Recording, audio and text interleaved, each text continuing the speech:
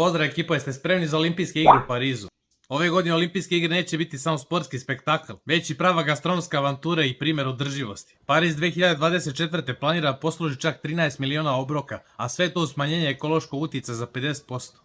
Na meniju će biti 1/3 biljnih obroka, što je dvostruko više nego ranije, a 80% sastojaka će biti lokalno uzgajano. Francuska ima bogat i posvećen prehrambeni ekosistem. Poljoprivrednici, kuvari, zanatlije, vlasnici restorana, catering kompanije, nutricionisti i udruženja. Svi su željni da igre budu prilika se istakne najbolje što Francuska može ponuditi. Sve će biti prilagođeno se zadovolji prehrambene i kulturne potrebe sportista iz 208 zemalja. Osim toga, upotreba jednokratne plastike bit će smanjena za 50%, a višak hrane će se donirati. Najveći restoran na svijetu će nuditi zdrava, gurmanska i kreativna jela, sa više biljnih i lokalnih opcija po pristupačnim cenama. Dok će pomfrit i avokado biti zabranjeni iz bezbednostnih i ekoloških razloga.